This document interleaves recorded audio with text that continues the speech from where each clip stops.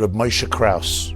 He was born in Czechoslovakia. He was a wunderkind. He would sing. He was a chazan. Moishele the Zinger, they called him.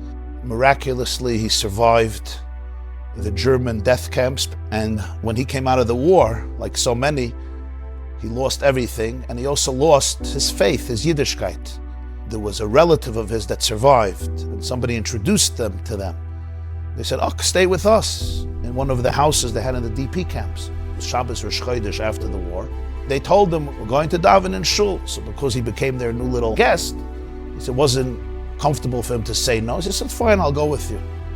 They went to shul. On the way, as they walk in the shul, they say, "You know who's davening here? The Kloisenberger Rebbe." Kloisenberger Rebbe, because Celia Dalberstein was a survivor of Auschwitz. He said, oh, that's not good. He knew the Kloisenberger Rebbe because he davened in Kloisenberg in the shul before the war quite a few times. And today he took off his kappel, he took off his payas, he took off everything, but he was already in the shul. Kloisenberger Rebbe comes over to him and says, Moishele, you survived. And he greets him. He says, "There's a stender waiting for you." He says, Rebbe, it's not the same Moishele. I don't daven anymore, I don't go to shul anymore, I don't believe anymore. I now sing men and women mixed concerts. It's not the old Moishele that you knew. That Moishele is finished. And he said, the Kloisenberger Rebbe looked at him and said, Moishele, ich kenn dir. I know how holy you are. I know the holy stock you come from. You are our chazan today. What is he supposed to do? So he goes over and he's doing Shabbos and davening. As he's doing, he says, I don't believe any of this. He's just doing it as a cantor. You know, this is what the Kloisenberger Rebbe wants. But he's feeling extremely detached, extremely apathetic. Then he says, then came Hallel. They came to the line in Hallel, Min hametzar karasi ya, anoni b'merchav ya. I call out to you from distress, respond to me b'merchav, with expansiveness. And then it continues, Yasser yisrani ya v'lamavis loinas anani. You have caused me tremendous pain, but you did not allow me to die.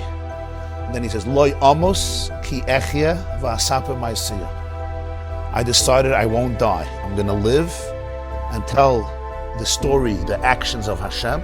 Pischul Yishari Tzedek, open the gates of justice. Let me walk in through them.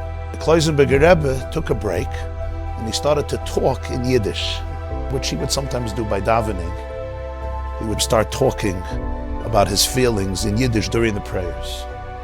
So Moishele is the chazan, and the Kloisenberger Rebbe starts talking. And he says, Min hameitza karasi ka, yasa yisrani ya, has zigenommen für mir mein Weib, und 11 Kinder. Kloisenberger Rebbe was married and they had 11 children. Every one of them was murdered. So why am I alive? My whole family is destroyed. But v'lamavis lo nasanani. Somehow you wanted that I should remain alive. I call out to you min hameitza, from complete distress, complete pain. And suddenly Moishele says, he was by the stender, he says, I started to sob and cry.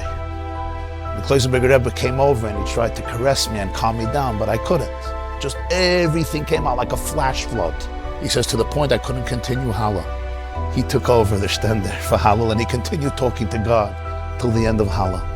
But he said that was such a empathetic and validating moment.